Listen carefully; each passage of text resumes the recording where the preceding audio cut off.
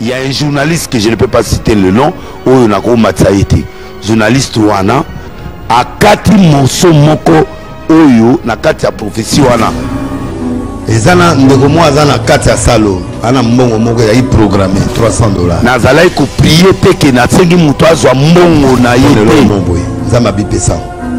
J'ai prophétisé sur quelqu'un avec des preuves à l'appui. Oyo senga ki fala ça. Yana moko azana mbongo alwaye. Et sacrifice wana par rapport na makamuna yi. Et j'ai prophétisé sur ces gens-là. Et entre autres, Azaï n'a douté à certaines choses. Aza même na makamuna et Azaï n'a mbongo. Yana moko azana $150. Yana moko azana $160. Yana moko azana $250. Yana moko azana des grandes prophéties à haut niveau. Quand on fait une prophétie de haut niveau, des fois Dieu peut demander à quelqu'un de faire un sacrifice. Les incidents qui viennent de passer aujourd'hui, c'est-à-dire le 2 février 2022, veut dire nous avons 5 2 qui veut dire tout simplement le sang. Par ces maîtresses, on a mis 5 plaies sur le corps de Jésus, c'est-à-dire le sang. C'est-à-dire cette année c'est une année de sang et la journée était l'année de sang. Et vous pouvez du sang. Et zana ndeko mo azana kati ya salo, ana mbongo moko ya programmé $300. Pone lo momboy, zama bipesa. Nyos. Yana moko azana mbongo alwaye. Bino sobo pesa. Yana moko azana $150. Yana moko azana $160. Yana moko azana $250. Yana moko azana $38.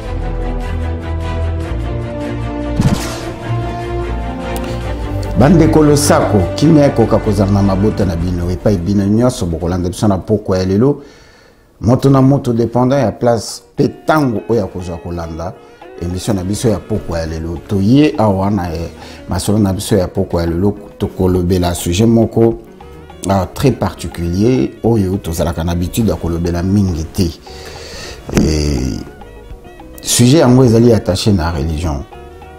Et bato mingi oyo bakolanda biso na poko alelo tozali trop sensible par rapport ya ba religion na biso po bato oyo tokolobela ba religion importée bien entendu parce que frustration comme mingi penza ceux qui tolingi tolobela ba religion na biso ya ba africain.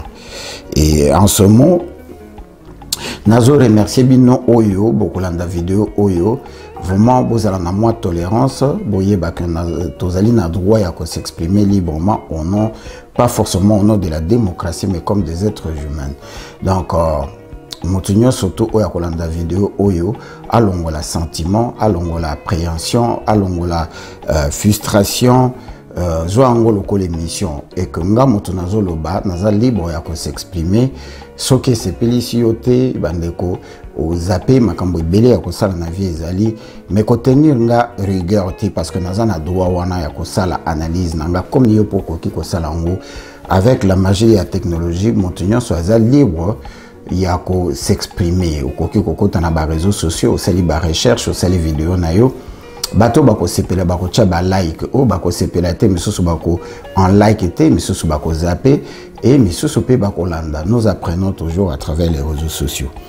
Et likambo na yo kolobela awa mingi mingi ezali likambo ya ba religion et mingi mingi na kokota na spiritualité te pour nazo sala émission sur la religion te mais na ye ko exprimer indignation na ngato désolation nangai par rapport à comportement il y a soi-disant homme de Dieu to ba pasteur en particulier de Konabiso Denile c'est à qui je dis bonjour, c'est un frère avec qui j'ai eu le temps de parler un petit peu parce qu'on a ma communion sur le bakayama B nyon sezalaka kama bete et d'ailleurs a révolutionné le colan de Konanga Chatumba a révolutionné Mateya ya mboka na biso simplement parce que il a montré que mingi na bango bazalaka ba comédien ba aventurier mingi na bango bazali bescro ba arnaqueur mingi na bango bazali ba bato bazali ko abuser na bato balandaka bango alaki songo na modèle tout et a fongoli penda bato miso na oyo to image to zalaka nango ya ba soi-disant homme de Dieu. Mais nakati wana retrouver les sous bandeko na biso lisusu oyo bakangama les hommes de Dieu sont loin par je ne sais par quel Dieu bakoki kolobela bango te, bako sala bango ba remarque te, ils ont le droit de faire tout ce qu'ils veulent, ils sont les personnes les plus tentées par le diable, et ba mekamaka mingi, et ceux qui va commettre ba délit, il y a droits humains, ou ba délit, il y a ba mœurs, tout défendre bango sous prétexte que il y a salana lisumute abamba bango libanga, et kendaka par rapport il y a Biblia. Et nyonso ezali comportement oyo toye kolaka na babu oyo likolo ya religion oyo babengi le christianisme. Là aujourd'hui nous parlons particulièrement du christianisme, donc il apparaît tout à fait normal parce que chez nous en République démocratisée du Congo, c'est le christianisme qui est venu avec la colonisation sous prétexte que baye ko comme biso ba homme moderne et il fallait ba apprendre biso tout. Nyonso, donc tout elingi koloba nyonso. Balakse biso ndenge baliaka na fourchette, ndenge balataka sapato, ndenge ya ko vivre na société, balakse biso éducation, balakse biso ndenge ya kotanga ba classe, balakse biso koloba minoko na bango, balakse biso kotambola lokola bango, poto benga ma évoluer ba intellectuel et j'en passe. Arrivé à Mundeli avec la religion et memela kibiso kaka nyonso wana te elinga ki laksabiso nzambe en insinuant que toyeba ki nzambe te toyeba ka nzambe te tozalaki na molili na kati Afrique na boule moko boy babengi na kati bazamba donc totikalaka koyeba te que Dieu existe et nzamba ngwazalaka nani. Et pour toye banzambe wana il fallait toye belaye sima mikanda oyo nzamba komisa et pas il y a les arabes ou ba musulmans nzambe a komela bango Coran et pas il y a ba chrétiens les européens les whatever a komela bango Biblia mais pas ba africain nzamba komata mukanda mon côté atikala kopesa biso pe chance to mayele to ba révélation to komape mukanda te pour tout sambela kanzambe na biso tozali ko sambela nzamba ponguma weja et j'en passe. Nzakomba et tout ce que vous voulez. Mais lelo ko penza tolingi ko kota na ba détail wana te tolingi to lobela comportement abusif ya batu babengi basali ya nzambe.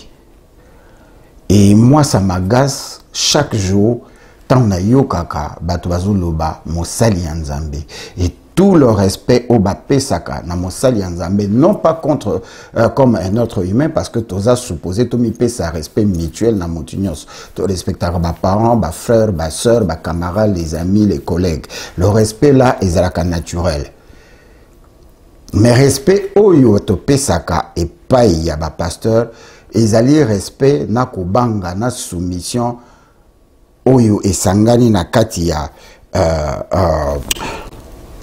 absurdité.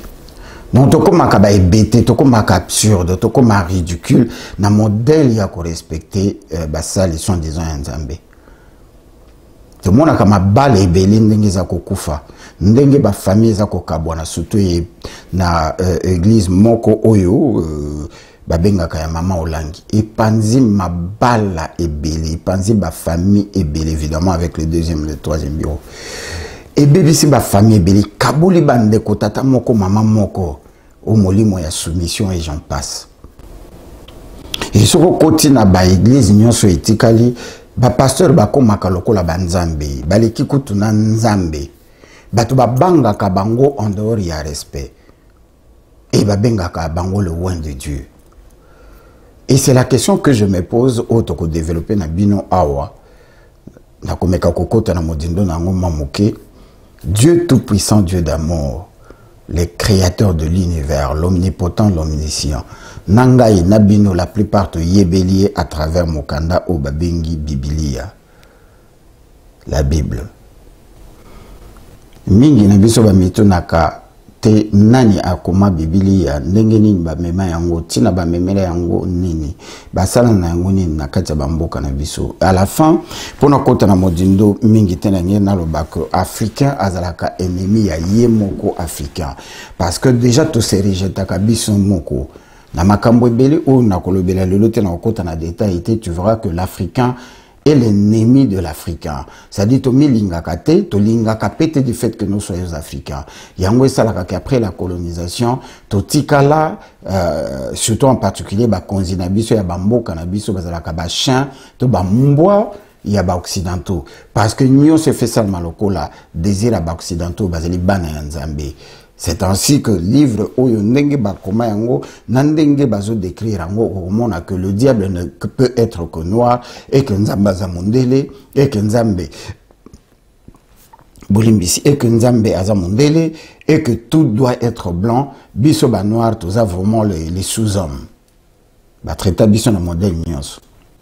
Point d'interrogation. Donc voilà, et là qu'on a mis dans l'obélawa, na kati ya l'église to yibi ba vérité belé, mensonge est belé, arnaque est belé, fétichisme. To koma komi tout na soki église en réalité ezalaka sika to kendaka pona kokomisa Nzambe to ezalaka industrie. En réalité, ce que tu allez côté la église locale, l'église catholique, na Vatican, ezali toute une industrie, puis ezali politisé. Donc c'est tout un pays. Nakatia Italie, c'est tout un pays qui est dirigé par un président qui s'appelle le pape, au Basilico contrôlé sur 8,7 milliards de personnes qui sont sur la terre, au moins 2 milliards, plus ou moins, chrétiens. Imaginez-vous que chaque jour, ce qui est chrétien, chaque semaine, à $1, c'est 2 milliards de dollars, écoute, dans le Vatican chaque jour. 2 milliards et demi, parce que Baza, près de 2 milliards sur la Terre. Pouvez-vous imaginer la banque la plus riche de la planète, c'est le Vatican. Et Vatican, libo konango ezali partout bako de te salamaka na ba président nyonso ya Afrique libo ko ya Vatican ezali et Vatican ezali na trafic ya ba êtres humains, ya bana ezali na pédophilie, Vatican ezali na homosexualité, Vatican ezali na masanga nyonso ya makasi pe cigarette nyonso ya makasi y compris ma tembele bangi. Mais bakoko na bango motu bayela ki biso biblia sous forme ya ko apprendre biso Nzambe na sima ya colonisation na civilisation. Mais comportement ya mundeli na likambo ya savoir vivre sur la terre, ezo l'acception que mundeli alingaka biso te, atikala pe kolinga biso te, même si nous nous côtoyons parce que nous sommes les Africains, mabele na biso ils riches, ils ont ba minerai pour bazo ba minerai, il faut to créer moi genre ba relation avec l'évolution, mutation na ba mélange, aussi tout ces mélanger mingi mokiliza ko évoluer ça sur na 16e, 17e, 18e siècle to comme na 21e siècle beaucoup de choses ont changé. Makasela notienne. Mindele batikala kolinga bisote mais bisoto lingaka bango koleka ndenge to milingaka nous les Africains. C'est ainsi que tu adopta culture na bango, tradition na bango, histoire na bango, bokoko na bango, koleka oya biso moko et biso bakoko na biso ba traditions et culture na biso, c'est la sorcellerie eza kindoki eza mabe. Nzambe alingaka ngote. Nous ignorons tous que la même Bible au mindele ba memela biso bango moko mindele ba koma Bible, que ça soit avec l'inspiration de Dieu ou pas, baloba que l'Afrique est le berceau de l'humanité. Et si l'Afrique serait le berceau de l'humanité, chers compatriotes, mesdames, messieurs, Nangini Skoto se renda compte qu'il a pris combien de milliers d'années avant que l'homme immigre partout et Mondele aya ko apparaître parce que tout ça le berceau, tout a pris naissance chez nous. Donc pendant ba siècle oyo Nzamba Saraki biso tous à le berceau de l'humanité, on ne connaissait pas Dieu, il fallait kaka lobi awa, la traite des noirs. Lobby awa na ba 114 ans, je me rappelle plus. Pour bisoa toya koyeba Nzambe. Tout ce temps-là, on était comment, on vivait comment. Et qu'est-ce que nous avons donné à ces gens-là qui ont pris naissance na Katina Biso? Ça, ce sont des questions que moi je me pose. Je dois me poser des questions. Voilà, chers compatriotes, mesdames, messieurs, ici, na lobby moi mingi, mais n'engé to kota na modinda masolo na biso.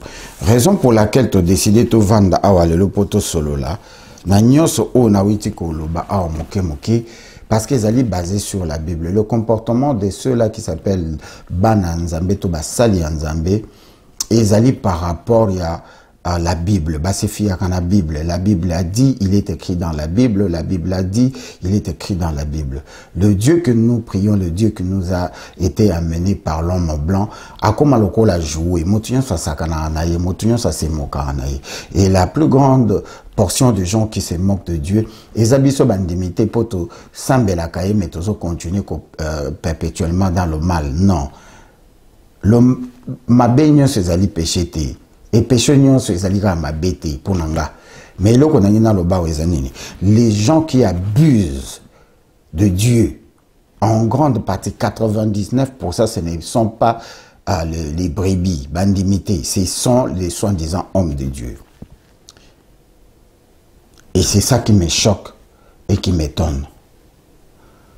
Ce qui bateau va apprendre biso koye banzambe ko respecter ko salela ye bango moko baza ko abuser na ye, et des fois Dieu ne réagit même pas.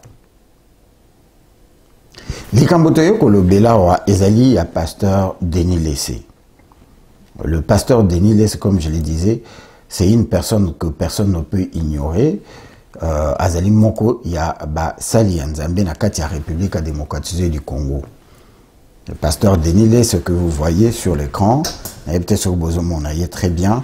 Azali Mosali Nzambe, Oyongai, na koma ko félicité, ndengena lobaki yango, y compris de konanga, chatombe place, Azali poye mutafongola ki ouverture, ya kolobaba vérité, ya ba bu, ya ba pasteur na kati église. Balaki sabiso qui ne respecte ni Dieu de la Bible, ni la Bible yango moko. Respect nango atamoke zalagate. Et ils s'en foutent complètement de ce Dieu-là, na Bible. Et d'ailleurs, on a remarqué que Tobanda qui n'est bandé tant que côté christianisme à l'arrivée à Osborne, na musée, il dit na bala banzabe malamu ba bima ba église de Christ au Congo, nous avions donné l'impression que bato ba yo kaka musique ou ba benga la musique mondaine. Na bato ba bina kayango, na bato ba mela masanga, na bato ba salaka nyonso etikali, ce sont les satanistes. Mais les autres comportements ya bato o ba mibenga ka ba sali Nzambe za pire parce que ba salaka koleka oyo ba pekisaka biso. Na lingite ke bazala sang. Mais nazo kende ne loko tozo mona auto ko mona na bino lelo le comportement. C'est d'une gamme natinda ki bango bazwa Bible banga côté ya bisote, mais il faut makambo bango ba pekisaka. Basala ne serait-ce que 60% il y a oyo nzamba zo senga et 40% ya mabe, mais bango basala ka 80%, 90% ya mabe o etikali mwa malamu ya muke. Na ibi pete malamu ngo izara nini. Peut-être ndenge tozala na bango biso nyoto ndenge moko. Ce que je veux dire ici, ndeko oyo awiti Kobimi sa vidéo oyo, félicitations. Ezana ndeko mo azana kati ya salo, ana mbongo moko ya programmé $300 pour le lo momboy. Zama bipesa. Nyonso. Et ana moko azana mbongo a loyer. Bino nyonso bo pesa. Et ana moko azana $150, et ana moko azana $160, aya moko azana bota la langage corporel naie, bota la attitude naie, bota la physionomie naie, bota la ba geste naie, et bolanda maloba naie minutieusement. Bande ko bolanda très bien. Naie be ke bosi bolanda ki on met nalingi bolanda ngo par rapport à mission nazo sala. To yo kande ko Denis c'est très bien. Où est le ana mbongo moko ya programmé $300 pour le lo momboy. Ezana ndeko mo azana kati ya salo, ana mbongo moko ya programmé $300 pour le lo momboy. Zama bipesa. Ndeko moko azali na kati ya salo. Azali na mbongo moko ezalaki bien programmé pour le loko moko boy. Nzamba lobi pesango. Bandeko bota la body language, bota la langage corporel. Bolandango très bien. Parce que na kozata ko sala mixage te pona bandelango na koluka moyen na mekasyo na ko bandelango plusieurs fois. Parce que na sala direct. to bandela ngo to yoka ye bien ndeko moko ezana ndeko mo azana kati ya salo ana mbongo moko ya programmé $300 pour le lomo boy zama bipesa nyoso yana moko azana sasa ndeko moko azana kati ya salo azana mbongo $300 a préciser te ndeko jino ozana biso na kati ya salo ozana mbongo $300 ezali programmé pour okende ko sombe la bana ba uniforme na mbongo ya minerval nzamba bipesa non. Est-ce que vous captez le message? Dans quatre églises aussi, il y a eu 1000 personnes. Comme pire hasard, est-ce que quelqu'un manquait $300? Et on ne peut pas, sauf aux ala riches, il y a modèle Moko Boye, aux ala $300, les anga programme. Même le riche, au bana mbongo ebele, soka che mbongo na poche bimi nango. Ezana programme, ezana tina. Soit à Okabila Babola, soit à Kosomba Biloko Kolesa Babola, soit à Kosomba Carburant, soit à Kosala Nangoka, même ya Kosomba mouchoir au papier hygiénique. Mbongo nyoso to chaka na poste bimanango, ezalaka na tina. Et ce que obimi na mbongo, $100 pozo kende libanda, même ce que vous avez un programme T, vous avez un programme inconsciemment parce que presse, il place à liboso côté de Mokosomba Shingom. Et ce que sombi chingom, au sombi papier mouchoir, et ça qui na kata inconscient na yo yebagite que na kozala na posa ya bonbon ya biscuit na kozala na posa sucré na kozala na posa lipa. Tu n'avais pas faim. Donc bon gagnon c'est ça na programme. Le Dieu de ce type ici n'était pas précis. Bande kobo zo nzambe te. Awa je parle de nzambe comment mutuna mutazana nzambe na ye parce que ba Israélien bazana nzambe na bango ba Hindu bazana nzambe na bango ba Chinois bazana nzambe na bango ba Indien bazana nzambe na bango donc bato bana nzambe na bango et nos pasteurs aussi parce que toyoka kabatu et nzambe ya Sony Kafuta nzambe ya Maurice Templesman nzambe ya Gino Mukasa nzambe ngai penda alléluia amen ngana ndimela nzambe ya frère Patrice. On ignore que Dieu est universel, les nzambe abatunyo so.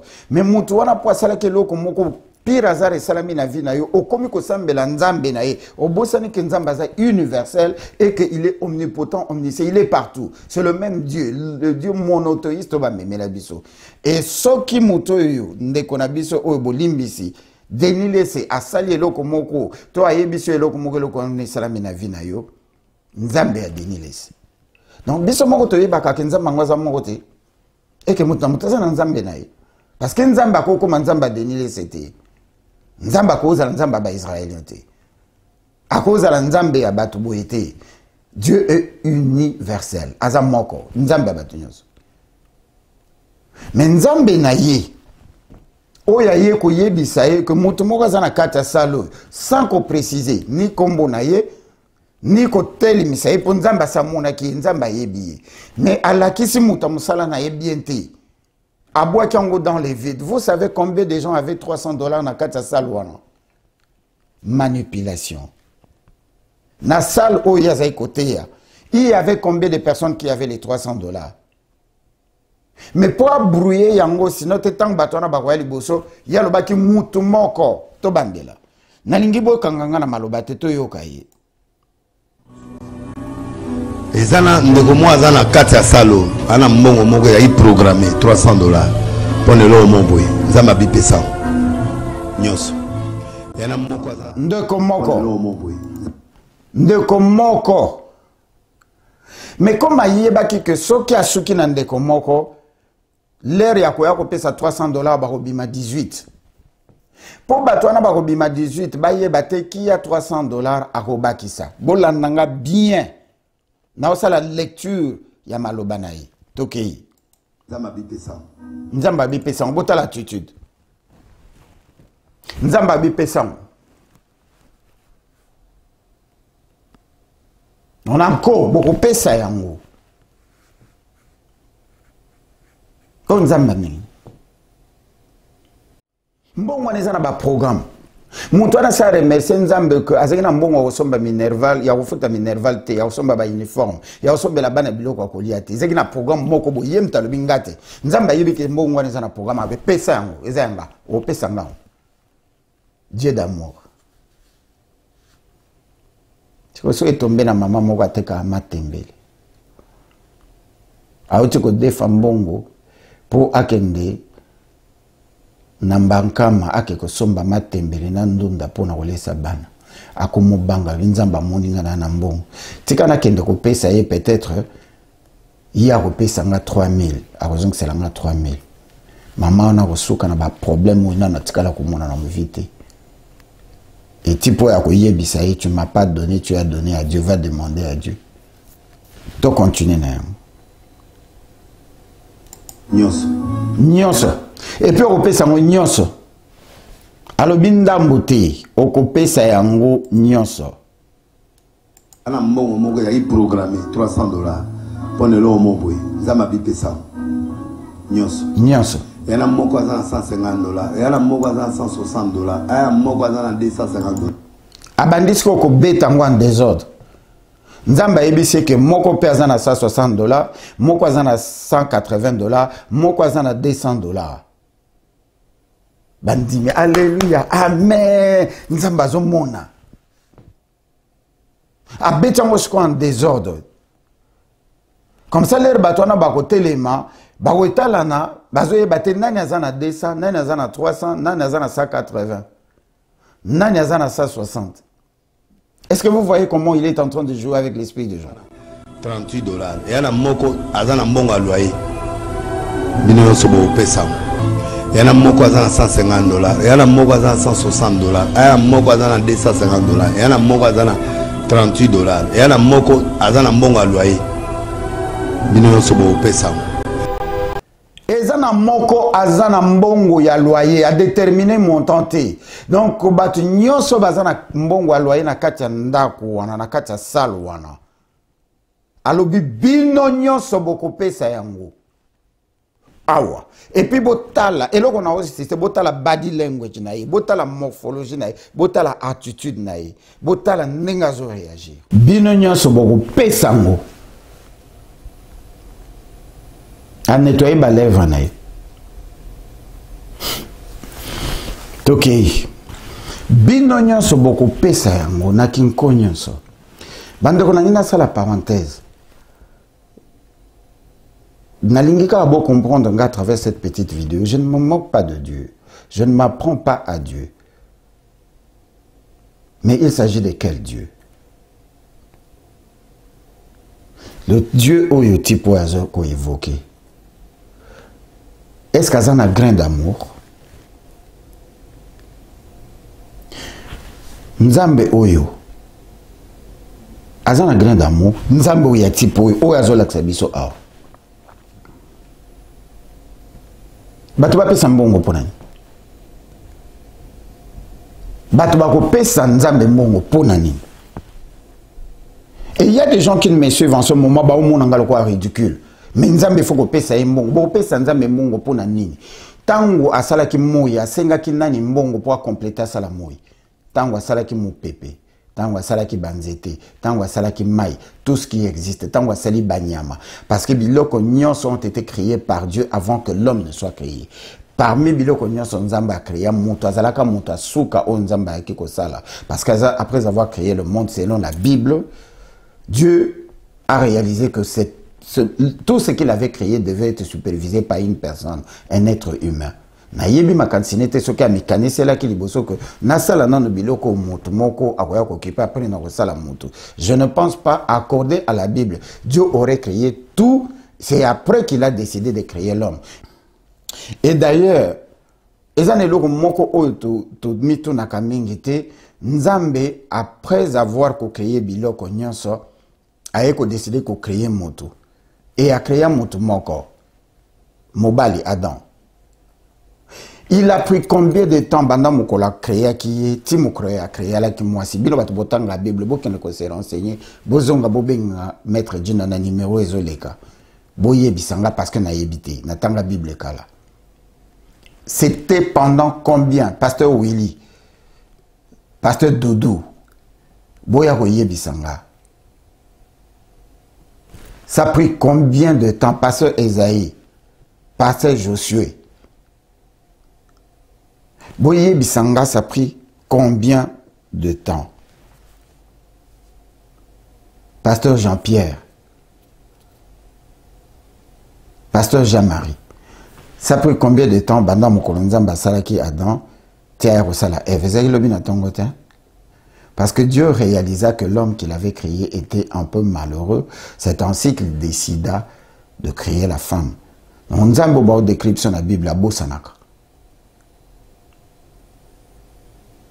À Bosanaka, il y a mobali. Et moi aussi.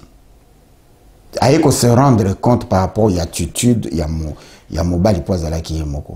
Alors posons-nous la question de savoir si Dieu est bien décrit dans la Bible, et si la Bible est respectant Nzambe, na bon Nzambe na ye. Tango Nzambe asalaki banyama, asalaki banyama mibali, asalaki basité. Donc banyama basi ayeko sala bango après avoir créé Ève. Donc si Dieu avait créé banyama nyoso basina mibali basina mibali, comment il a oublié que l'être humain avait une quéquette et qu'il aurait besoin d'une femme? Dieu ne change pas. Si Adam et Ève na batu nyonso na bana na bango babotaka mibale babandaki ko bonzela Nzambe il faut ba pesa ye ba pesa bango le fruit de leur travail ezalaki bilanga. Donc ti le londe to mona kamuto ateka kama tembele a okende ko pesa matembele a pesa mbongo te po musala na eza mbongo te mbongo ezali futa na ye. Et les gens me diront que non, c'est écrit dans la Bible qu'il faut payer 10% à musala na yo. Les 10 000 les offrandes le belango les lotés, ça n'a rien à voir avec un certain Dieu.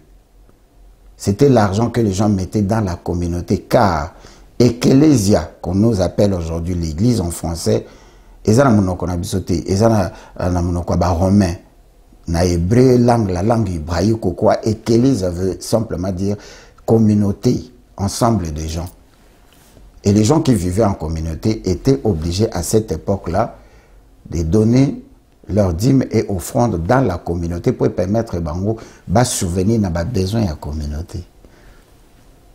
Et l'homme blanc, quand il est venu nous coloniser, ayebaki que a investir à sali balabala, borbeige, maternité et tout, na souka nango il devrait récolter l'argent qu'il avait dépensé. Et Rome, Otobengi, Vatican, Balia Kanambongo, c'est pourquoi ils sont les plus riches et ils prennent part dans l'union, c'est ça la marana mokili. C'est votre argent que vous dites que vous payez ça en Nzambe. Mais tous on a une vidéo. Ndeko Oyo, après avoir que ça la délire naye Oyo, aye ko se défendre. To landaye, ndengazo se défendre.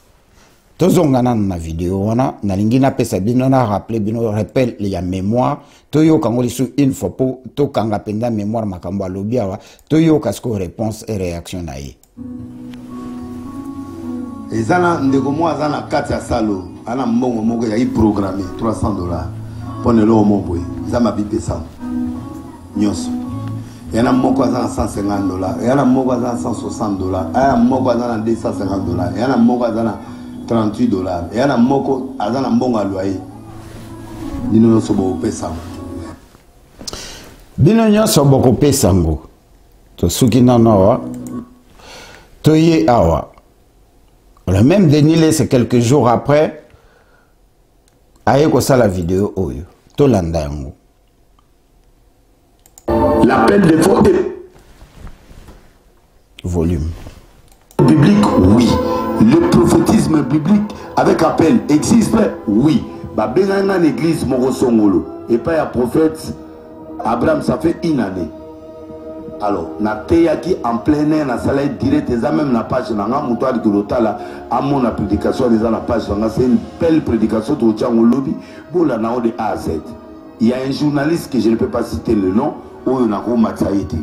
Journaliste Wana, a sali parmi les journalistes, Oyo, dans sa namboko. A kati moso moko, Oyo, na kati ya prophétie Wana. Nazalai ko prier que na sengi mutoazo mbongo na yete. Je prophétisais sur quelqu'un avec des preuves à l'appui. Oyo senga qui fala sala sacrifice. Et sacrifice wana par rapport na makamuna yi. Et ande ko maye les osukanga. alobi asali prophétie avec des preuves à l'appui pour na mutu moko. Mais l'air bolandi ye na vidéo wana. Alobi mutu moko atangi mutu na mutu selon mbongo oyo aza nango.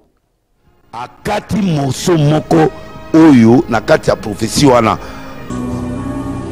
Ezana ndeko mo azana kati ya salo ana mbongo moko ya programmé $300. Nazalai ko prier te ke na sengi mutu azwa mbongo na yete. Ponelo momboy zama bipesa. Nyos.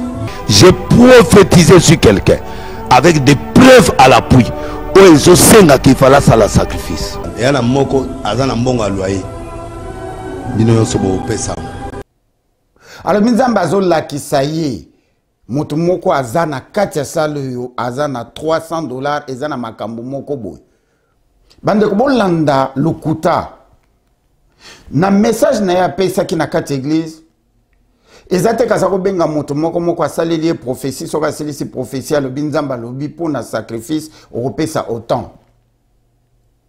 Mais le type est en train de mentir devant les caméras. Oublions qu'il y a des gens qui réfléchissent, qui voient les choses différemment, qui peuvent faire des analyses comme nga. Ça, c'est une insulte. Na vidéo wana Oyoto Kolanda, le pasteur ici a dit que à l'obité Nzambazo Laksangai, que Batubaza Awa, na kosale la bango prophétie, et na suka ya prophétie, mutu na mutu akoya ko pesa mbongo te. C'est là bandeko. To bandeli. Ezana ndeko mo azana kati ya salo ana mbongo moko ya programmé $300. Ponelo momboy zama bipesa. Nyos. Bandeko prophétie yangwana que Nzamba zo laksanga ke mutu moko azali na kati awa. Donc ayebi mutu angote. Comment yebi mutu te mosaleli prophétie? Parce que mutu wana oyo sal la prophétie so Nzamba lakisi yo. Nzamba ne fa pe so ta kombo na ye morphologie na ye. Mo bango basala ka batuje a pointer oui ndeko yo aya ndeko wana ayebi ata kombo na ye te ndeko yaka sauf sok basi basinala ke kombo. Nzamba zo laksanga koza na problème boye. Nzamba a prophétisé dans likola mutu pe abakisi alobi po bosenga na yo salama. Il faut au foot en Zambie $300. Boyete. Mais à la place de Zolanda, il n'a pas dit que la personne qui a $300 n'a pas salé les prophéties n'a souka na wefa foot en Zambie. Ça n'a rien à voir. Ezana ndeko mo azana kati ya salo ana mbongo moko ya programmé $300. Ponelo momboy zama bipesa. Nyos. Nzamba lobi pesango et puis nyonso kolongola ta inkate. Si on Nzamba yebise par rapport à quelle prophétie? Tozonga na vidéo na ye ya prophétie. On ne doit pas prendre les gens comme si bisogno to réfléchir à rater. Toki. Kalambuko akati moso moko oyo na kati ya prophétie wana. Nazalai ko prier te ke na sengi mutu azwa mbongo na yete. J'ai prophétisé sur quelqu'un avec des preuves à l'appui. Ouais, bah, je sais qu'il fallait ça la sacrifice. Et sacrifice wana par rapport na makamunayi. Et j'ai prophétisé sur ces gens-là. Donc prophétie wana par rapport à makamunayi. Est-ce que bolandi na vidéo wana les bateaux atanga ki moto azana autant moto azana autant atanga ki bakombo na bango to alakisa ki bango que bateau na witi ko prophétiser bo le kaliboso yo ozana $300 yo ozana 180 yo ozana 160 yo ozana 38 yo ozana 18 ben katongo ni mekana ko yebisanga. Est-ce que le type ici nous prend pour des cons? Celui qui zongi na vidéo wana, il l'a pas fait. Mais Awalobi, il a prophétisé. C'est vrai que la vidéo est longue. Mais c'est les gens. Oyo ya senga kimbongo. Ça bateau ya prophétisé qui sur bango. Non. Non. Ache la biso vidéo oyo vidéo wana mobimba nango to la kisaye lokuta. Et entre autres, Azaïna douti à certaines choses. Aza même na makamuna epe Azaïna mbongo. Mais Azaïna problème, soit Azaïna problème miso, comme ça na problème plus de 15 personnes dans ce Inviter Bilobota le Lokwa. Grande prophétie à haut niveau. Quand on fait une prophétie de haut niveau, des fois Dieu peut demander à quelqu'un de faire un sacrifice. Oh mon Dieu. Nzambe ya bolingo. Bato baye koluka lobiko epai na ye. Mutu na mutu azo sambela. Dieu qui est l'omnipotent, l'omniscient, l'omniprésent. C'est lui qui connaît le nombre de cheveux sur la tête de quelqu'un. C'est lui qui sait compter le grain de sable sur la plage. C'est lui qui sonde les pensées impensées. Ayebi problème à montignos. Ayebi combat batouana bazo souffrir na Congo pour na kozwa mbongo. Ayebi combien de mois ils sont impayés. Ayebi bazuela kimbongo wana na modèle nini.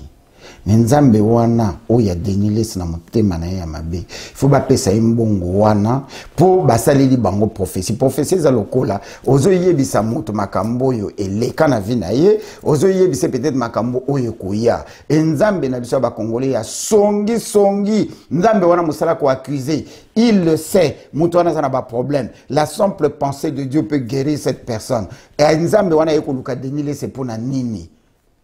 Ponza bazana posa mbongo na likolo kure katanaki na likolo place azali mai katanaki na likolo place azali biloko kolie esili iverezo beta nzaleleki bakangaki ba magdo ya lola nzamba yiko senga mbongo bande konanga. Soyons sérieux. Alors biso qui prophétie leki makasi, est-ce que prophétie fait la makasi en quoi? Parce que Dieu ne fait que te révéler, la déduction oyo. Effort nini nazo sala, je n'utilise que la tête et la sagesse, l'intelligence qu'il m'a donnée. Et son âme est en train de me guider. Pour n'aller que dénoncer, bato bazo arnaquer na kombo naye. Est-ce qu'il a besoin d'argent? Il faut na foutaye. Nzambe wana, Nzambe, il faut ngai na foutaye. Deux fois, mais on a katika monceau. Oh, ils ont un sens coûté par rapport à mouvement à la monnaie à loyer. Awa, ayanango. Non, la prophétie n'était pas comme ça.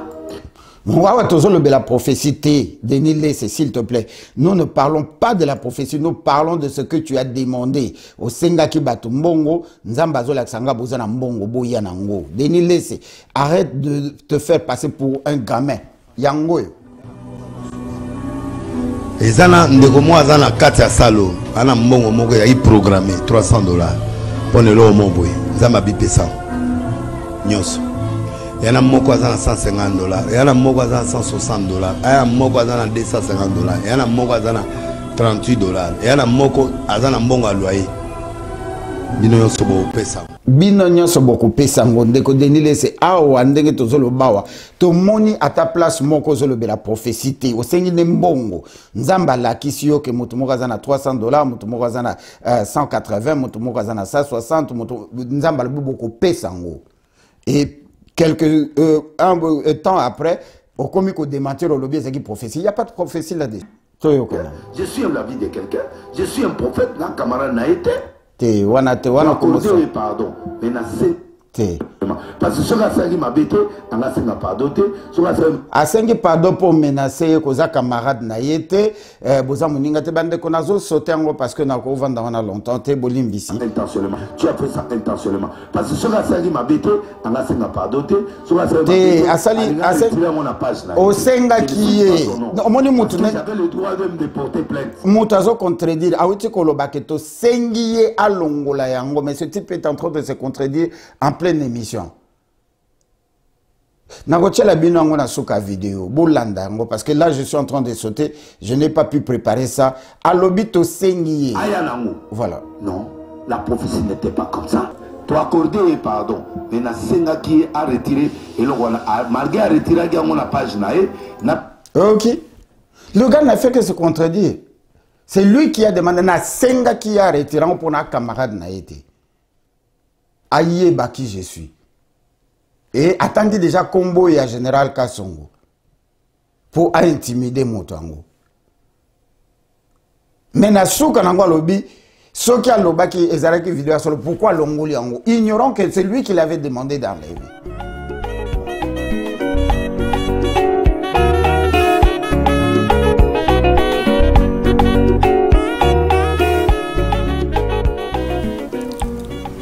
Chers compatriotes, mesdames, messieurs, ici Bolandinga na bokebi bonso et nazali na kondima kende ko denile sakola nanga pena ba pasteur tout ba sali yanza menyos oyo bazali na Congo en particulier et na kati ya diaspora biso na situation tozo vivre na kati ya Congo oyo to benga ka biso ba congolais balinga Congo to benga ka occupation ya banglo-saxon na sima ya Rwanda, Burundi na Uganda na sima ya ba extrémiste na bandeli na sima ya ba extrémiste rwandais tuti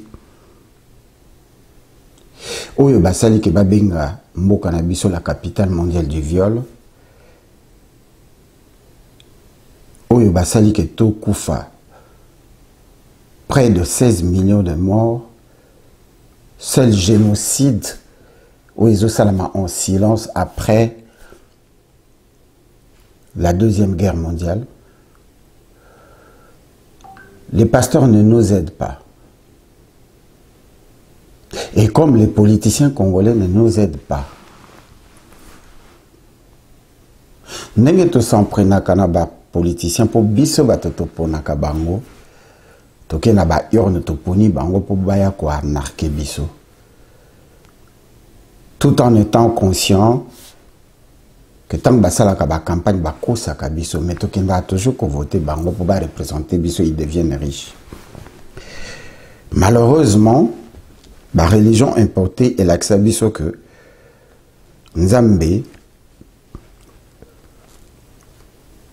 atekaka bénédiction.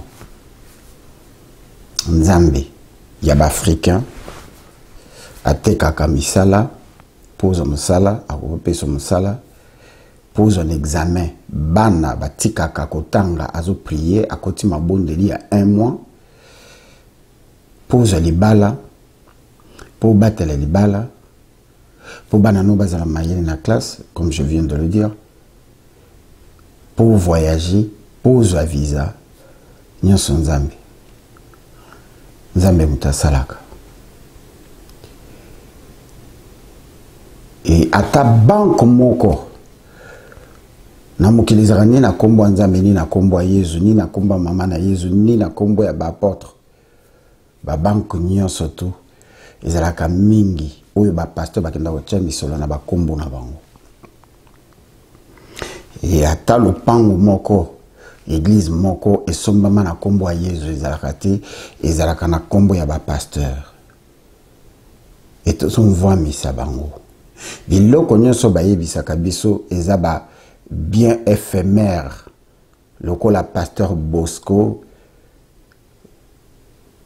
Joa something Mukasa, mon propre petit frère qui est pasteur en Angola m'avait dit Ozo silika po na ba bien éphémère après avoir côté kanda kunanga. Mais ba pasteur ba toni na ba bien éphémère. Mais ba ndimi bazana dora ko zala nangote. Donc dès que laisser na bandimi na ebo en vouloir ngati. Vidéo à l'objet à kala, je consens que c'est à kala. Mais tu profites na ngo poto là ça parce que ba pratique on les a tilelo. Et avant na kende côté la bino vidéo mon code documentaire tout le monde a ba bu il y a ba pasteur merci maman Lydie Tunga. Nanina rappeler que tant que vidéo est bimi par précipitation na bandeli par précipitation ndeko denile c'est pour boma moto ya vidéo oyo a menacé mutachaki yango et profitant na événement oyo witi koleka malheureux ya bandeko na biso o ba witi ko kufa na jour moko to perdre plus de 100 personnes na East ya Congo na camp ya ba déplacé 70 personnes tuées na East ya Congo ba wewa batelemi na nzela mutuke ye ramassé bango près de 7 à 14 personnes. Na nzela yansele 7 personnes na Kingasani ou na quartier 3 ya Masina entre Kingasani une quarantaine de personnes. Na Mongafula na Wenzi oyo bakendeki ko entassé ba mama na biso na kati ya mai une quarantaine de personnes. Ndeko Denis Laissé a précipité à salir sur ce vidéo. Na vidéo wana azol la kisabiso que moi oyo tokota ki tokoti ya février eza moi ya makila ya liwa moi ya bitumba moi ya guerre moi ya ba sacrifice.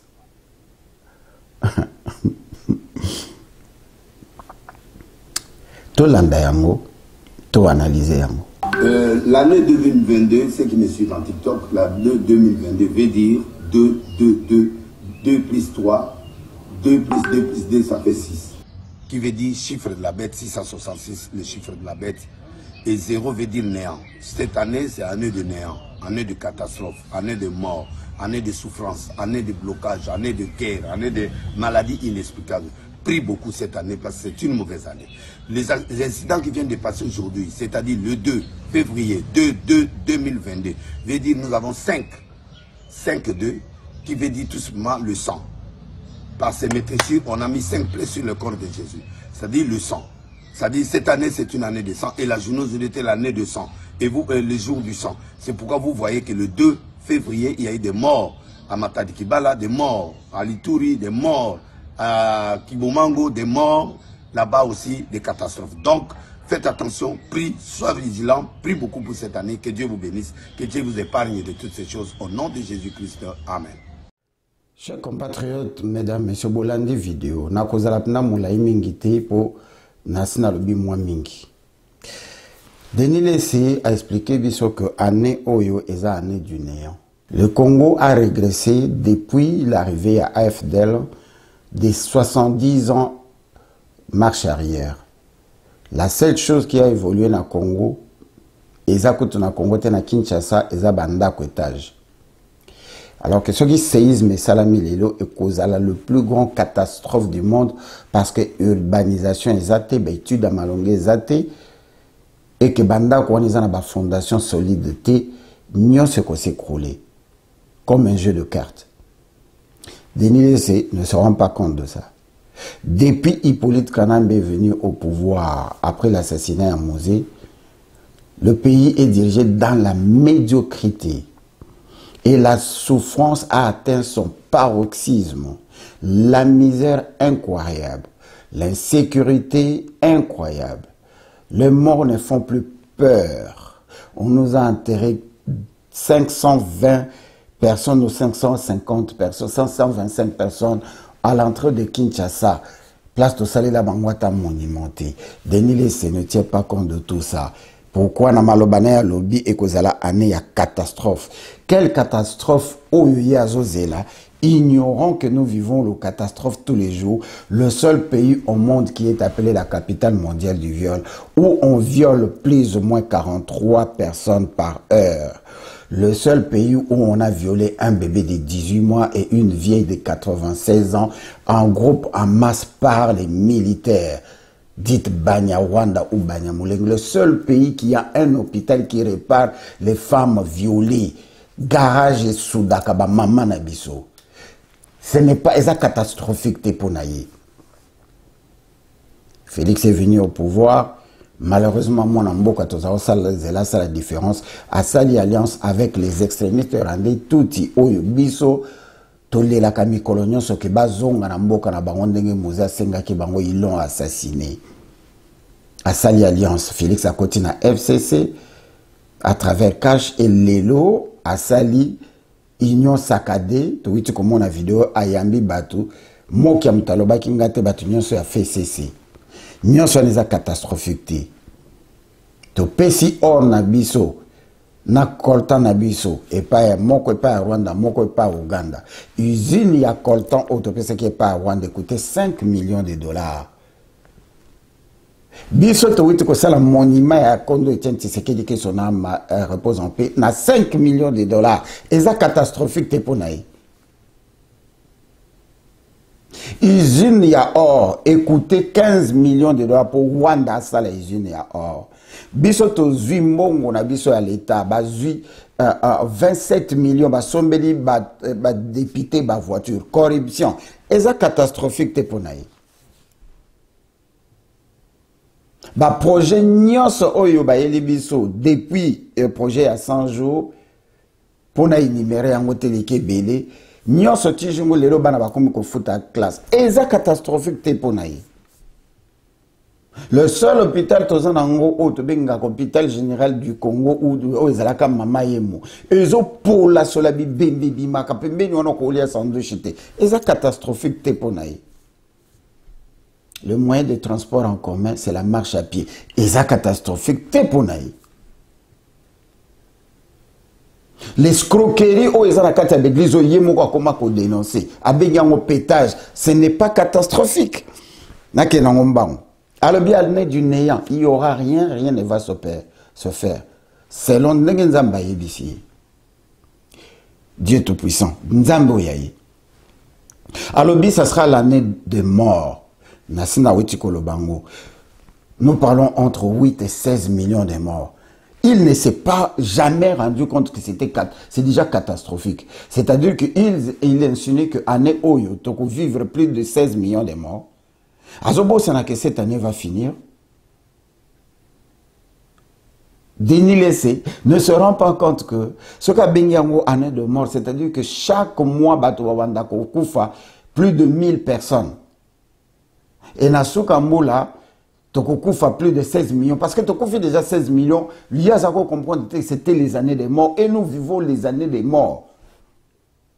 Nous avons déjà dépassé plus de 1000 morts. Et chaque jour dans le Congo, les gens meurent en catastrophe. Over 100 personnes bakufaka chaque jour dans le Congo, dans l'assassinat, ba mettre ba séquestration, ba enlèvement. Denis ne se rend même pas compte que dans Kata Kinshasa, bazo enlevé bateau pour na côté Kabarin tous les jours nzambe na lakisi Denis c'était ata mokolo moko ta yebisi biso bokende nzambe bazo laksanga entrepôt moko ya ba indien entrepôt moko ya ba nigérien entrepôt moko eza quelque part na Kingabwa to na munga fula ndako boye za na adresse boboko ta na kati ndako wana bateka ka zododo bateka ka bombe bakata ka bana basi surtout bana basi bazo kata bango ebele pona barin bazo yiba bana nanu nzamba la kisi Denis c'était que ba organisme union sur droit ya ba ONG o etondi na East ya Congo ba récupérer ka bana na biso bazo bunga na ba enlèvement ba torture ba viol ba guerre bazo inonder marché. Il y a pédophilie dans le marché, il y a côté Kabarin, organe. Denis ça n'a pas encore vu ça. Denis se oublie que notre pays, ils ont vivre génocide. Mais à Bengi année où ils ont l'année de mort, il s'agit de quelle mort que nous n'avons pas encore vécu. Alors bien année à souffrance. Denis oublie que dans 4 églises, 90 personnes ou 99 personnes sont des pauvres malheureux oya kenda ko anarke mikolonyoso azosenga mongo na kombo nzambe meto luka totuna chèque oya komela kanzambe chaque mois ezate azako vivre chitoko en train de marcher sur le dollar comme d'un kayas na mbongo oya azako anarke bato bazo souffrir dans la misère impitoyable indescriptible. Il nous appelle pour nous, il s'assoit bien, ça peut bien chaussé pour y bisabiso que et vous allez à souffrance. Il s'agit de quelle souffrance que les Congolais n'ont pas encore vécu. À Bakissi, à l'Obi et Kozala, année à guerre. Mais il s'agit de quelle guerre? Nous parlons de M23 qui nous massacre depuis Ngumino Turanego. Il s'agit de quelle guerre de quoi que depuis 1997, tant que Bayelibiso AFDL n'a pas reptilien, va créer AFDL. AFDL est créé RCD Goma CNDP PPRD. PPRD n'a tourné à Yango et Balou qui prend l'élection comme FCC. Mais pendant ce temps-là, Moïse Nyarugabo Azara Soro Birwana Hippolyte Kanambe va créer M23. M23 et Botingumi Noturanego Naba Oignon Setikali et Bilibili. Bazou massacre tous les jeunes d'Ambassala. Et le pays est en guerre pour les rébellion. Rébellion, c'est-à-dire où il y a un Bazumindoki. Mais où il y a une rébellion pour les Abapaya, Bakoti Namboka. Denili, ça y est bien, Mboka n'a pas en réalité la guerre.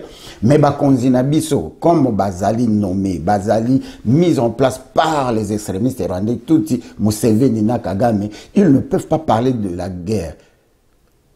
Mais Mboka est en guerre parce que Bato Bazobomana Congo, ce ne sont pas des Congolais. Baouti Libanda, Baouti Rwanda, Ouganda. Tanzanie, Zambie, les extrémistes rwandais, tout au bazana pays frontalier. Denise, ça y est bien voté. Alors, il y a année à blocage. Tu as bloqué ni? Bloqué Mboula. On bloqué Mouyibi na présidence. Et le gouvernement bloqué ni? Bakla Sabana, Batanga, Bakla Samalongata. Tu as bloqué ni? Il y a beaucoup de choses à moteur. Il y a blocage à la vie, il y a des églises pour que ça bango nzamba lobi nzamba laksinga nzamba zo laksanga. Ozo bloquer la vie à bateau belé pour yo olia. C'est quoi ozo le bané à blocage pour bloquer ni. Alobi année ya ba maladie. Ah mais ça c'est trop quand même. Mboka wana maladie nini zate. Ba poubelle nyonso o yozo traîner na kata Kinshasa bopeto. Ezo créer ba maladie. Combien batifoïde wananga na yeko yoko lango wana poto ke na Congo tous na maladie mo babenga tifoïde na yebi ngote maladie nini yozo lukela batu parce que la première maladie qui a corrongé le peuple congolais c'est la famine. Tolia kambo boyete tolia kanya boyete batu bakomi kolia na miseli keta muturuji. Toi tu parles de la famine. Il s'agit de quel niveau de famine atteindre. Nous sommes le 3e pays le plus pauvre de la planète où il y a pauvreté et est-ce que vous m'avez vendu tika zododo tika noa attention ton bayaka noa to zala boyete. Alors pendant que ceux qui ça alors bien il y a ba maladie. Notre dimus hein comme bonne zalaka notre dimus Tango prophétisaka azalaka pe chrétienté. Un savant. Ça fait quelques siècles passés. Quand il avait prophétisé, a pesaki avec précision. Alobi na année jumelle. Oyo ekoyaka 20. À sa pesango kala, année jumelle 2020, il y aura une pandémie ou une épidémie appelée Corona. Et là, c'est un virus. Avec précision, na combo ya maladie, na année 2020, c'est Covid-19. Yé azwaka révélation panzambet, savant. Bato ba créer qui maladie, ba c'est lié qui naïe. To y a mon akiango avant. Mais yo lobi ba maladie ko. Ya maladie ni. Personne se combat maladie. Zéro Chizungu. Comédien. Et on y a moi ni. Zéro. Comédien année oyo. Mais tout ça déjà la pandémie Covid-19 non. Ils ont continué, ils ont salandé ba variante. Ah là là.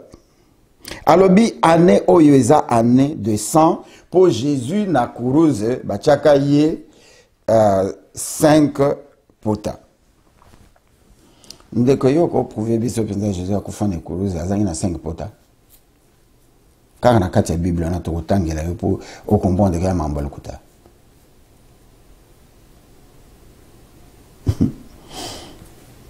C'est faux. Donc expliquer à mon comme ça. Et au moins, l'on de quoi Betty Mabe a fait exemple à l'objet Yango en 2020, ce que l'on dit 0 pour les années et côté là 222. 2 multiplié 2 plus 2 plus 2 et ça dit 6. chiffre bobenga soki ezala nini nayebaka malamu te. Donc 666. Mais obosani eloko moko soki 2022 eza année ya 666 okosi parce que soko longoli de année wana eza sous 2022 te ekomi année 222. Donc il faut zonga na sima na l'an 222 après la mort de Jésus. Donc la Bible n'était même pas encore écrite parce que la Bible bande kokomango vers l'an 315. Okosi bato. Et munga na rote yo. Na télogita. Parce que calcul mathématique au saliza maboko longola zéro te. Il fallait pesa biso que na l'an 2022 ezaka mbula moko mabe ezalaka déjà prédit. Parce que ce que l'on lit de pour regarder kaka si ce l'on lit chiffre moko 0 et ça chiffre parce que tout commence par 0. Les ordinateurs, le téléphone quand ça fonctionne ça compense de 0 à 9. Chiffre ezalaka 10. Na mathématiques 0 ezali. Comment yo l'on la 0 le bi ezali neutre ezali 0. Louvunu dans la technologie 0 tout commence par 0. Donc on ne comprend rien de ce que tu dis. Donc on boule chiffre boye sali et bongo 5 ans 8 wapi. Ya ba pota Jésus. Biso atoboma Yesu. Bande kona ba boma ke basambela kaye. Et nous on a tué Jésus. Mais papa na atinda ki selon la Bible pour ba boma yedi. Siko ba boma e koma ngamu na biso. Soki bazoki saki soki bacheke bambeli etali biso na nini parce que biso batoto sala yango te. Son père qui l'avait envoyé l'avait prévu que bakobomaye bakochene kuluze po biso tobika. Siko liwa oyo ya kufaki po biso tobika mais mille si biso lisusu ngambo mususu to koma ba coupable ndenge bochaka ba photo na ye et balati si côté. Donc vous voulez nous culpabiliser comme si nous on l'avait tué. To masumu ya bato ba bomaki biso to zongo balobi l'infraction est individuelle. Adam na Eva balembuma nzamba a tchango na mitu na biso. Donc yepe l'air tatana tindi po ya kokufa po biso tobika kokufa ne memisi biso lisusu ngambo to banda ko payer les pots cassés lokola ba tubaki matu ba pota 5 biso photo banda kokufa to banda mona pasi po ye azoka ki ba pota 5. C'est qu'est-ce que tu veux nous apprendre vraiment? Voilà. La chose la plus importante au Ndeko-Denile, c'est à saluer attention. Le mois de février 2, l'année 2022, à Longoli 0, il était 222. Profession Nzamba Pessier, il y a chiffre de la bête 2226. Profession Nzamba Pessier, selon entendement nanga, profession ane koki ko se manifester car na Congo. Le 5 plus haut batuba yezuna nzoto et koki ko se manifester car na République démocratisée du Congo. Donc la bête se trouve au Congo selon Yé. Donc la bête n'a fonctionné na 666 car na Congo. Ndeko-Denile sabosoni ko yeb sabiso 666 après Jésus-Christ, ce événement nini les cas et bouleversa le monde. L'internet est là. 666 après Jésus-Christ, événement nini bouleversa Mokili parce que c'est là qui journée de la bête. 666 na année 666. Nous allons faire de recherches, on reviendra si possible. Événement nini gravissime et les cas dans le monde ou catastrophe nini Salamana 666 qui définit l'année de la bête. Mais pour tous ceux qui stockent dans mon mokusi, année Oyo, le 2 Oyo itikoleka Oyo, avec toute la douleur que j'ai dans mon cœur, réitérant mes condoléances à toutes les familles éprouvées. 666 est fonctionné qu'en Congo.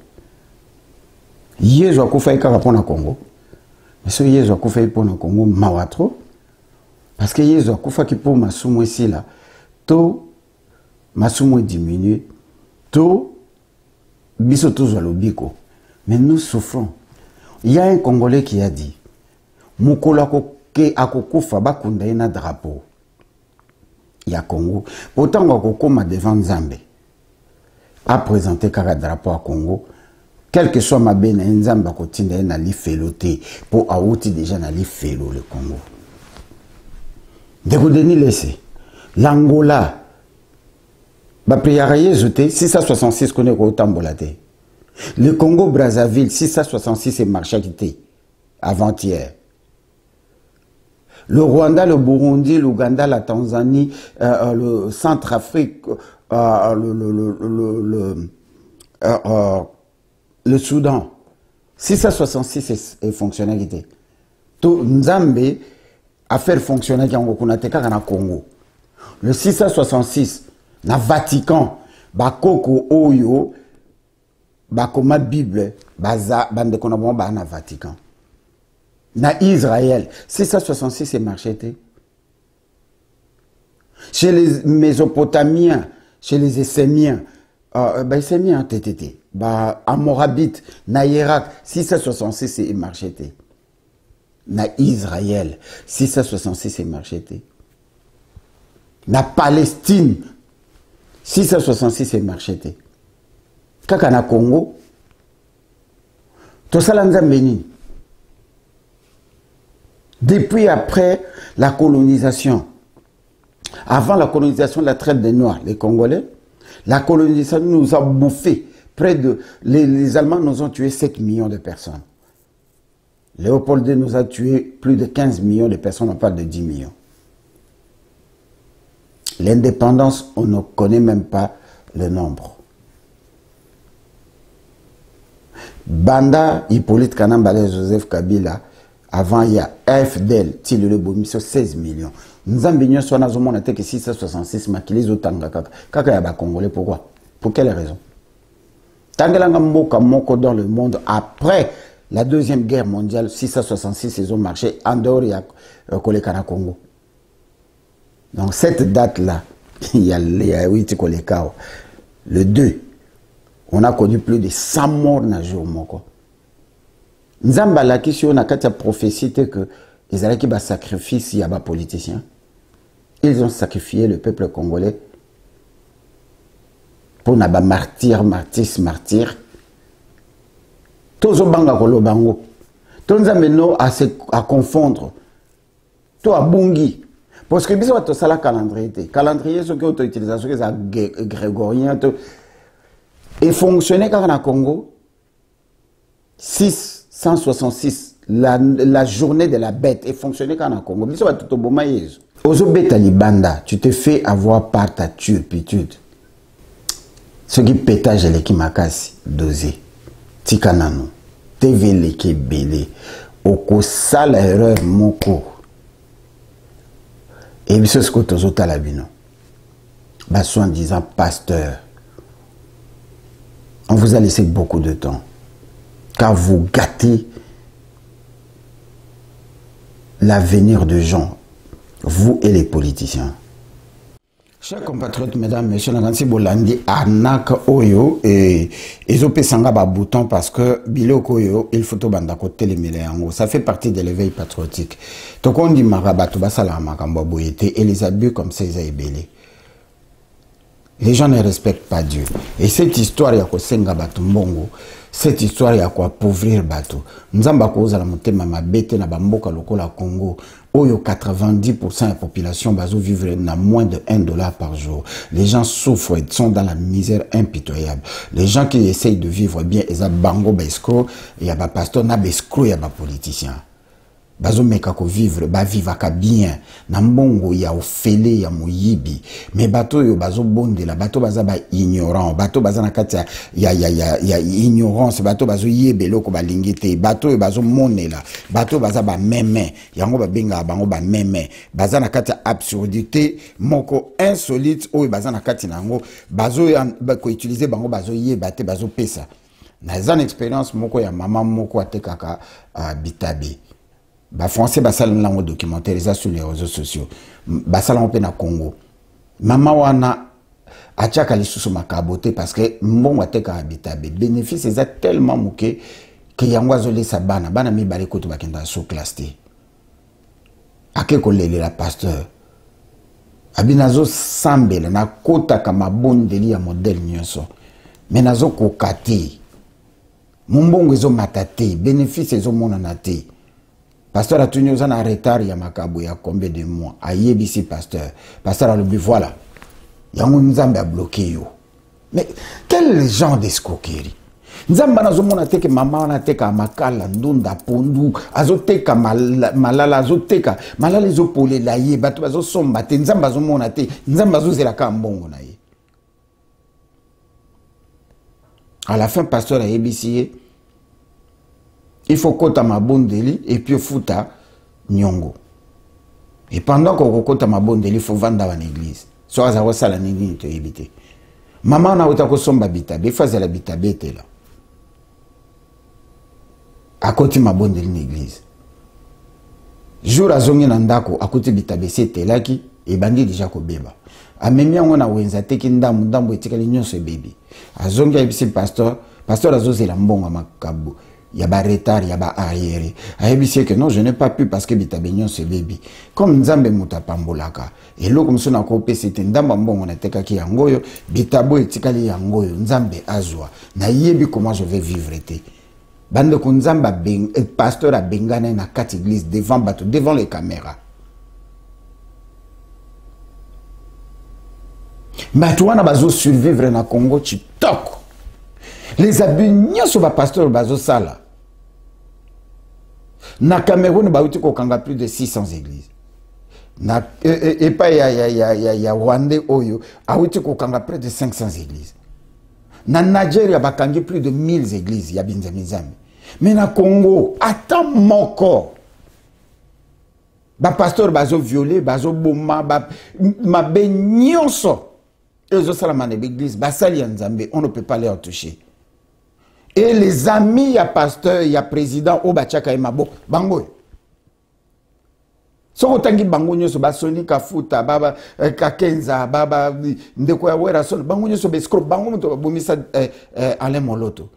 Des criminels à la sortie, à la naissance, il y a premier mandat, il y a Hippolyte Kanambe. Hippolyte Kanambe avait besoin de ces hommes de Dieu. Bamitia ensemble, Bamitia Simale, Moloto qui me parlait un français impeccable, il savait convaincre, il savait prêcher, bah convaincre, bah dit mignon, ça va voter Hippolyte Kanambe. C'était ça le plan. Ils leur ont bombardé, je ne sais pas, 10 millions de dollars. Allez, bah qu'il n'y ait pas Moloto à Boyi, bah qu'il n'y ait pas Bakakenza, bah Sali, bah Réunion, nous avons les audios. Oyo to lekisa awa à l'époque wana o bazo sala réunion bazo enregistrer yango bazo yebisi Moloto oyo ko yela yo etalio et Moloto est parti na poison na détermination Moloto na kondi mazalaki nango na souci à peuple congolais parce que c'est un vrai résistant. Dieu n'a pas tenu compte de ça. Poison elayé au nom de Jésus à Bikati. Et moutaye koko tsena sa mabele frère Patrice aye ko yebisa ye amela lisoso kisite alukasu ko mibundisa te po azokende pa ya tata. Sacre bleu.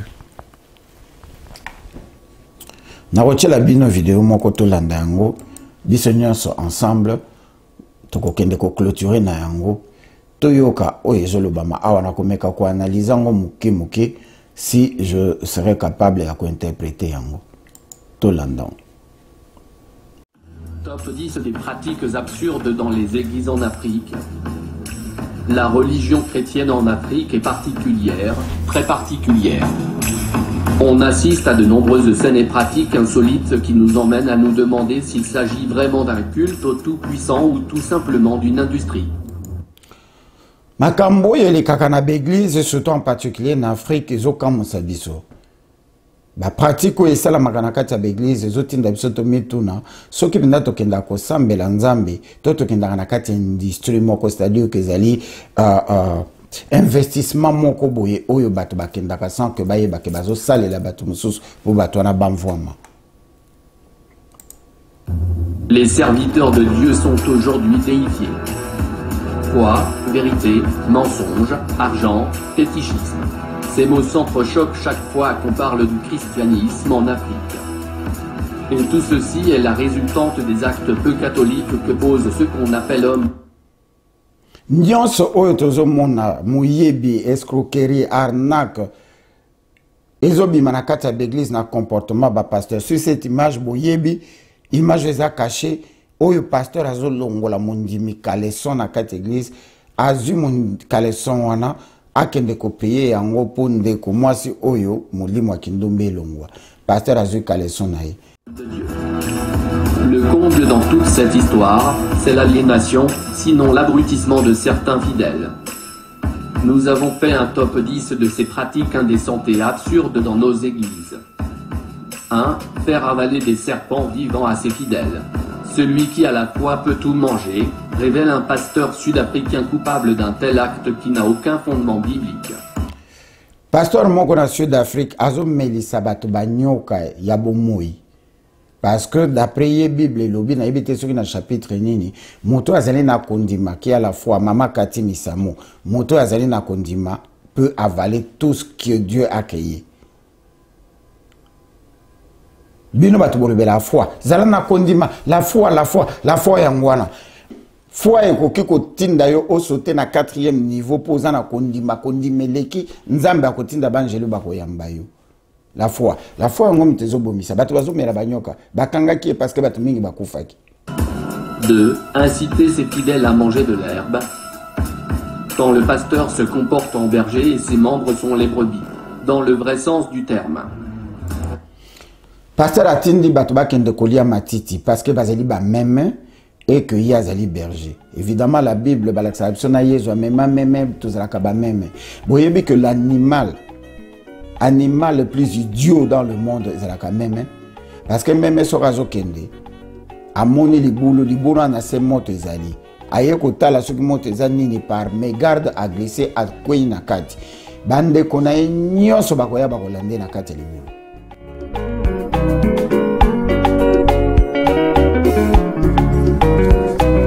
Bolimbisi. Donc ça c'est Denis Laissé. A baki se bourde mususu. Et maintenant, et là, comme ils ont décidé, les pasteurs, on ne va plus vous laisser comme ça. Derrière les politiciens, c'est vous qui appauvrissez les gens, et surtout en Afrique. Et chers compatriotes, mesdames, messieurs, Naroti Kabino Bolanda vidéo documentaire Oyo, et c'est avec ça que nous allons finir cette émission. Merci. Aux gens qui parlent avec beaucoup d'émotion, indignés d'ailleurs que la religion en Chine est pourchassée et persécutée, je leur dis laquelle? Alors ils me disent le christianisme. Je dis mais le christianisme c'est pas une religion chinoise. Le christianisme, le Christ, Jésus-Christ, cet homme si magnifique, si doux, si bon, a été envoyé en Chine dans une caisse d'opium. C'est comme ça qu'il nous est arrivé, avec le fusil d'un côté et l'opium de l'autre. Comment voulez-vous qu'on l'aime? Comment voulez-vous qu'on comprenne le christianisme? La première chose que les missionnaires faisaient quand ils étaient un peu casés, c'était durant les temps de famine et d'inondation, quand les pauvres paysans n'en pouvaient plus, de les convertir en leur donnant un bol de riz. Vous mangez, on vous baptise. Si vous ne voulez pas être baptisé, vous ne mangez pas. C'est ce qu'on appelait les chrétiens du riz. Comment voulez-vous qu'on aime ça? Et puis alors, ils achetaient à tour de bras des villages. L'Église catholique est devenue grand propriétaire terrien. C'est à elle qu'appartenaient à Shanghai tous les districts de prostituées. Comment voulez-vous qu'on respecte une église comme ça? Ça, c'est le christianisme. Et je ne parle pas du protestantisme qui était tout aussi mauvais. Le bouddhisme aussi a été importé. La Chine elle-même n'a jamais pu évoquer, n'a jamais vraiment créé une religion. C'est vraiment extraordinaire. Elle a eu le moralisme avec Confucius. Elle a eu le taoïsme qui est une chose très vague. Mais ce sont deux philosophies qui font du comportement moral humain la fin en elle-même. Il n'y a pas un ciel, il n'y a pas un paradis, il n'y a pas au-delà de la vie une vie meilleure. Ça s'arrête avec la mort. Il n'y a pas d'enfer non plus. Il n'y a pas d'enfer non plus. Il n'y a donc jamais eu de religion traditionnelle théiste en Chine? Non, pas vraiment organisé. Il y a eu un peu d'animisme et puis il y a le bouddhisme qui est venu de l'Inde, qui a subi quelques modifications. Mais la Chine elle-même n'a jamais évolué une religion. Mais elle a évolué des moralités, le confucianisme, le taoïsme, etc. Et la condition féminine en Chine? Tatani nyango alingaka bana na ye, babosa na ye. Belela Zambia bakoko na yo e. Tata mpungu tulendo e tata. Belela takimbango e tata. Belela tata mpadi e tata. Belela kama kimpa vita e mama. Belela ka tata ntwalani e. Tata Philippe Mbumba tata. Tata Matai Mwanda tata. Tata Sima Utoko tata. Tata Andre Masua tata. Belela ka Zambia bakoko ye. Belela ka takimbango ye.